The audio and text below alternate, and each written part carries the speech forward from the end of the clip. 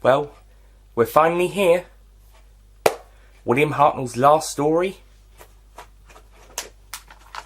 The 10th Planet.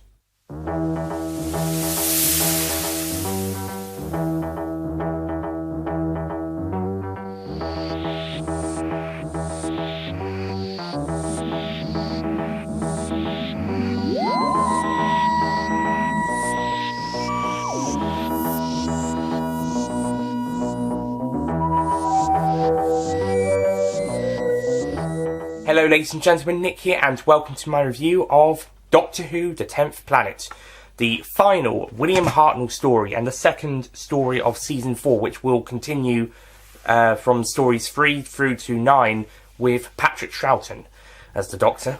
But before that, we have William Hartnell's last story, which also is the first story to feature the Cybermen. So, The 10th Planet. I don't love this one, but I do think it's a very good last story. I mean, there are quite a few bits I'm not so keen on. There's a couple of the characters are a bit silly and some at the start, a bit dickish. I know security reasons, but, you know, you could calm yourselves down. And Cutler is a bit of a dick for the most... Well, he's a very big dick for most of the stories. Although he's not quite one of those characters I despise at all means. He is very close to that. Like in the... I think it might be him, it might have been someone else, but certainly... I don't know, I'm thinking of the guy from Monster of Peladon, who I absolutely despise. Like in the Ark, he does something that one of the Ark characters does and twists the Doctor's words, even though he can clearly hear exactly what he's saying. You just twist it what he wants to think. I don't get that with Cutler, thankfully, but Cutler's still a terrible, not a terrible character, he's still a nasty character. I get where he's coming from, it's just his means and but makes the character unlikable for me, for the most, apart from when he kills the Cybermen. Other characters are alright, some are pretty good. The Doctor is very good in this one. William Hartnell puts his all into his final story, and Michael Trains and Annika Wells do very good jobs in their roles as Ben and Polly. Although I think, again, Ben gets more to do. Well, he certainly does here. I think Polly may have gotten a bit more to do last time. Well, certainly at some point. And the Cybermen are really good. The design actually looks pretty good, despite being men in silver suits. They do look quite creepy and quite scary in some places, and the voices are really good, even though they do mash up with the mouth voice movement. But then again, that pretty much works in their favour, as opposed to some cases. And the stories are very interesting. How they're trying to get some astronauts down from being stuck in space. 2 of them die. 1 of them manages to get back. And the planet Monda's sucking all the energy. Yeah, it's good. I would have liked to have seen a bit more of the reaction of the rest of the world besides the headquarters and the snow base. But seems like they're taking it pretty well for the most parts. And what else? Well, I liked that guy at the headquarters, Geneva headquarters. He was good. Well, I'd like to have seen a bit more of him. Maybe make him the guy in charge. Well, he is, but still. Anyway, he's good. And the idea of Mondas sucking the energy and then just leaving it and letting it explode, that sounds like a good idea. Although they are doing other stuff in the episode, as otherwise waiting around for 2.5 episodes for Mondas to blow up would be just boring, I suppose. So they have something else going on in the meantime, and it's a pretty good conclusion, and yeah, works out really well. Before we get round to the regeneration and the final scenes of the first Doctor, I want to quickly talk about the animation. I think the animation is by Planet 55. I think it's the same people as who did the Reign of Terror. And there are a few small instances of it looks very much like the Reign of Terror's animation, certainly like a few bits early on with the first Doctor looking straight ahead at us.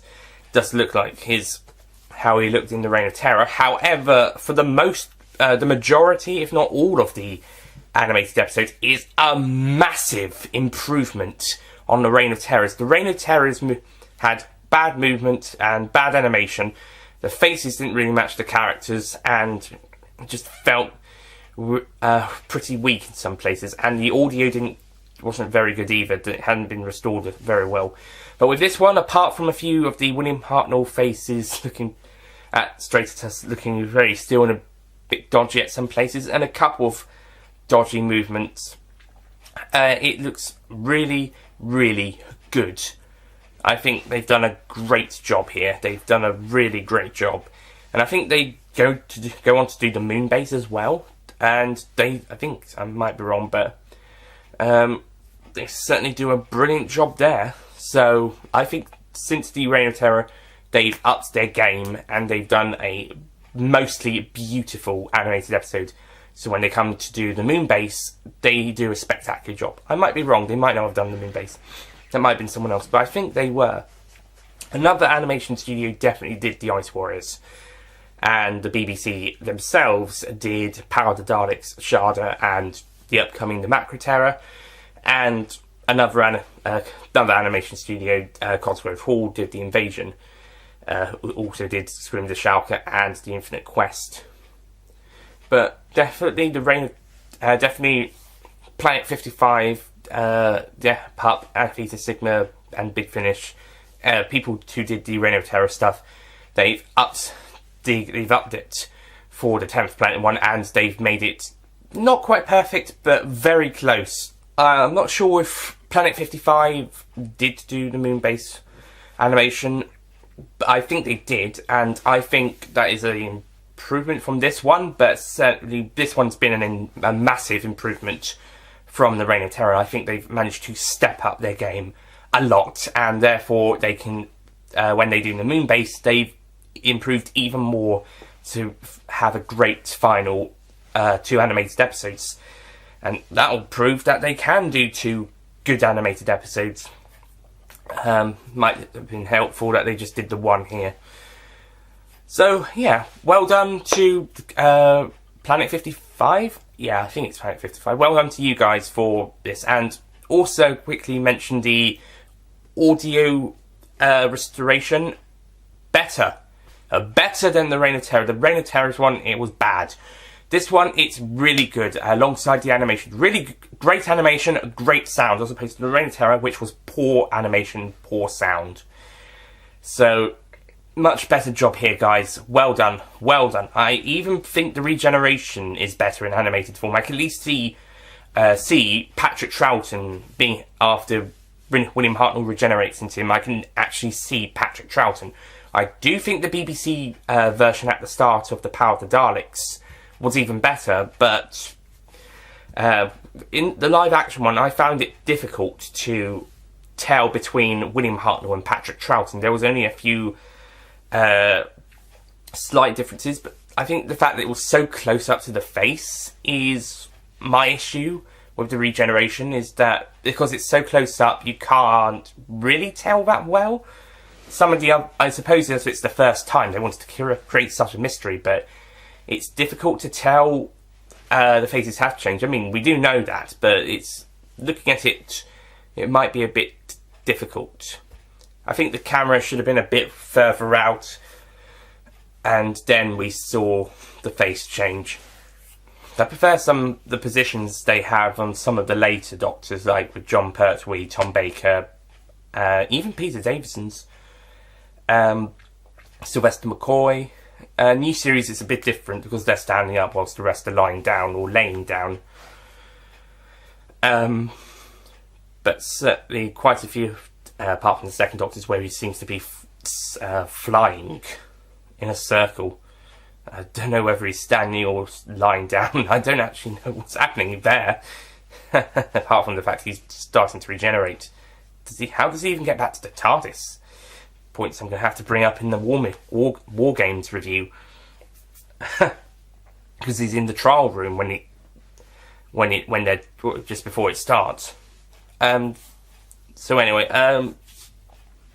yeah, I do like the regeneration, but I do think there is a couple of nitpicks. I think the build up to it in terms of a execution isn't quite good. I like the context; it's great, but execution wise, there's a lot of shots of the TARDIS. The Doctor's fiddling with it. There's some silence, and then just more TARDIS shots, and the Doctor falls.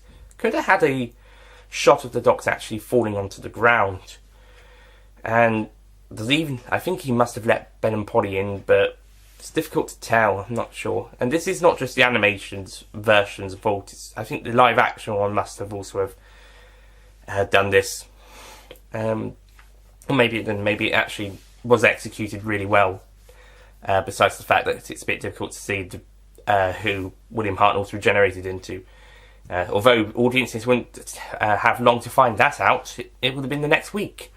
So that's good, I guess. But it's still handled very well, and I think this has been a really well executed story for the most part. I think there's been a few nitpicks, but it's mostly good. It's a great way for William Hartnell to regenerate. It's certainly a more fitting end to him than The Smugglers was as a penultimate story. And this is a very good regeneration story. And therefore I'm going to give The 10th Planet a 9 out of 10.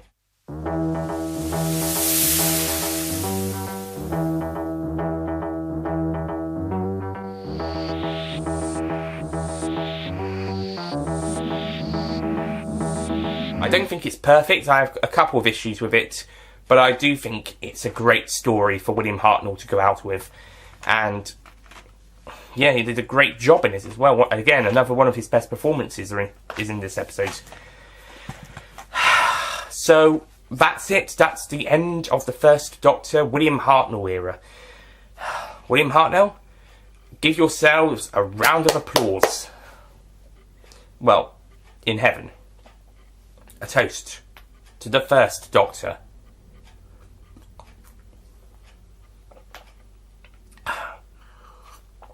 And to William Hartnell.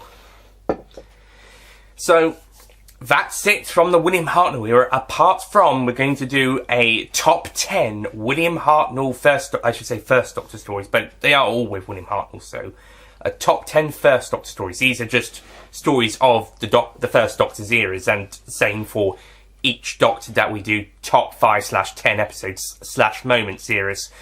So I'll be doing these for every Doctor. Also, I'm going to do it for the movie Doctor. I'm going to do a top 5 moments for the Peter Cushing Doctor, like I'm going to do with Paul McGann and John Hurt. So I'll do that in a bit. I'm going to do William Hartnell's ones first. Then we're going to move on to my review of Dalek Mania, which is included in the Dalek collection. See up here. And then after that will be the Peter Cushing top 10 as a top 5 moments. And following that, we will have one more First Doctor thing to watch, and that is An Adventure in Space and Time. I say watch, review. We'll do this after Dalek Mania and the top 10 First Doctor and top 5 movie Doctor episodes and moments, stories and moments. And then after all that, we finally move on to Patrick Troughton with The Power of the Daleks re-review. This will be the second review of this story, as I already did one on the main channel, but I'm going to be doing new, fresh eyes. Same version though, unlike Macroterror, where I do the reconstruction version here, and then when the animated version comes out, I'm doing that on the main channel. So, same version, new opinion. New different opinions, or just what I think of it now, just over 2 years after the previous, the original review. So that's it from me. Thank you for watching, and I'll see you guys next time for the top 10 William Hartnell First Doctor stories. Then Dalek Mania.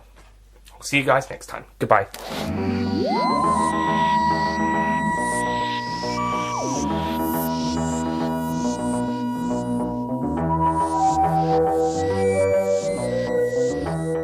Don't forget to click below to subscribe to the official Nicholas Payne Retro YouTube channel. This is where we cut, and then we'll go into the next bit. Just give it a second. Where are the timetables? Anyway,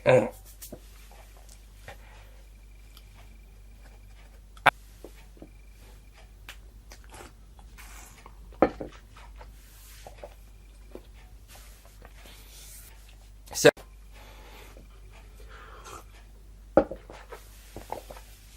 sorry, my camera decided to stop recording there and have a memory card error. So if there was anything missed, I'm going to quickly recap what I previously said. So if there's anything I need to put back in, edit in, if there's been an issue, if it cut sooner than expected, then I might have to edit back in. So,